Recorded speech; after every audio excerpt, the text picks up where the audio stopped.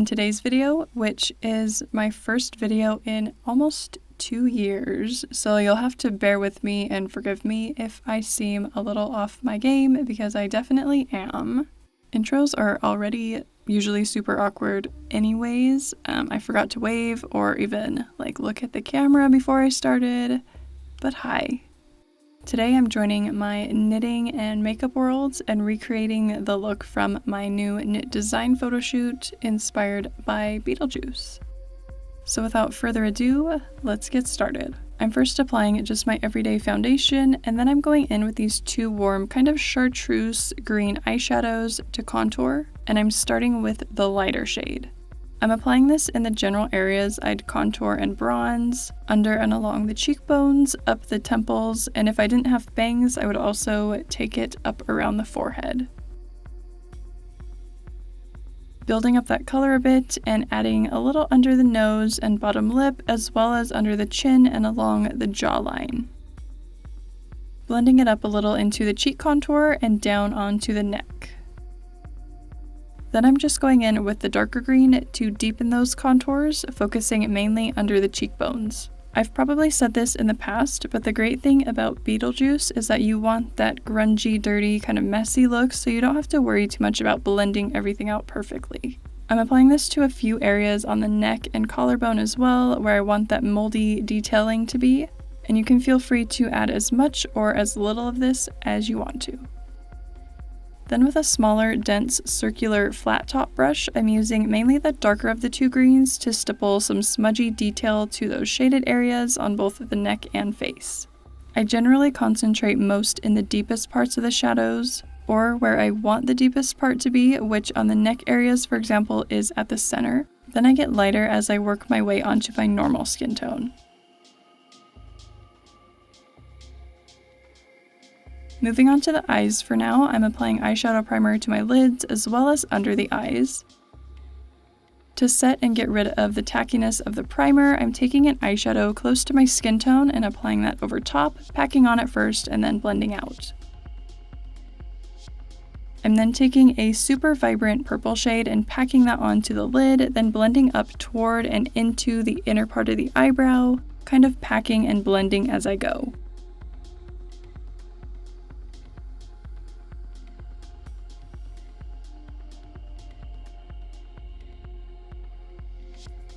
I'm also applying this shade under the eyes, lightly at first to define the shape I want, and I'm using my eye socket as a guide. Then once I have the basic shape, I'm shading in lightly from the corners of the eye, leaving the center blank. I'm using a clean fluffy brush to blend that out a bit, then packing more purple onto the upper lid and lightly taking that out to give a slight cat eye effect. Just blending those edges a bit, then applying along the lower lash line. I'm also lightly taking it down along the contours of the nose, starting from the inner brow, and filling in any empty space between that contour and the eyeshadow, then blending out that edge.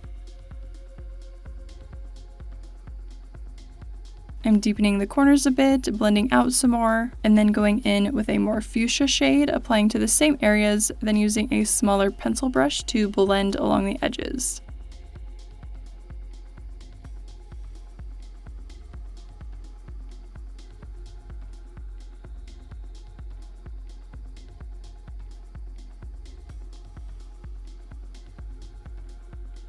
Then to really deepen the corners of the eyes, I'm taking a black eyeshadow and packing it into the corners up to about the crease, then gently stippling and blending that out into the purple, following the same kind of cat eye shape, using the same pencil brush, which gives it more of a smudgy blend. Then a quick lash curl before tightlining the eyes with a black pencil liner. I'm lining the lower waterline as well, then before the liner dries, I'm going in with the same pencil brush and black eyeshadow to smudge out the liner along the lower lash line. And I'm blending along the top lash line as well. After both eyes are lined and smudged out, I'm applying the black to the corners under the eye, again blending and smudging that onto the purple, still keeping the center blank. I'm making one more quick go around the edges with the fuchsia eyeshadow, then going in with a more natural contour shade to continue the contour down the sides of the nose, And I'm using a flat round brush to get a defined edge at first, then using a softer brush to blend out just slightly and clean up down the bridge of the nose. To finish the eyeshadow, I'm applying a mix of these sort of chartreusey and coppery shimmer shades, using my finger to pack on to the center of the lid all the way up to the brow. And then I'm also applying a little bit to that empty space under the eyes. I'm just going back and forth between the two colors until I'm happy with it, then blending out the edges a little bit into the purple.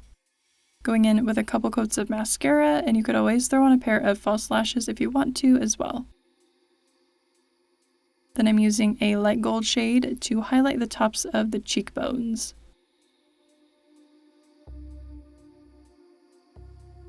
Then applying a black lipstick, defining my lip shape to begin with, then with a kind of stiff crease brush, stippling to smudge out the edges just a little bit, taking it out further around the outer part and corners of the mouth. It's very subtle, but I'm also using a little of those same two green eyeshadows as I smudge around.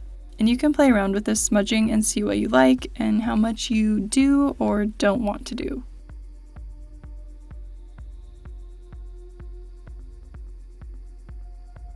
Once I'm happy with it, I'm going back in with the lipstick just to darken any areas I blended away. Next, I'm using a green water-activated body paint and wedge sponge to start giving those moldy areas more texture. I'm ripping random bits off the sponge to create texture, and you want to be sure to rip away any straight edges so you don't get any random straight lines. Then I'm lightly stippling the green body paint onto the areas contoured with the green, quickly following with my finger to tap out to tone down if needed before it dries, especially at the edges so it looks kind of more blended out, if that makes sense.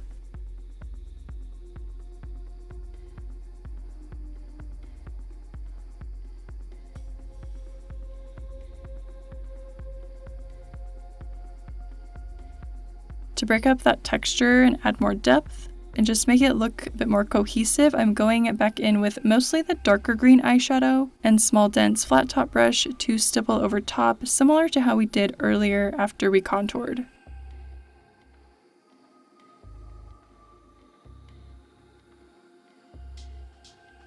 And finally, I'm just applying some brow gel, kind of fluffing up my brows so they look a little bit messy.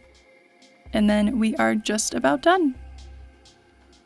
So this is the final look, and if you do want to check out the knitting pattern or anything else, I will have my website linked below for you. I hope you enjoyed, and if you're still watching, thank you so much for your support. Thank you for being here, and I hope to see you again soon.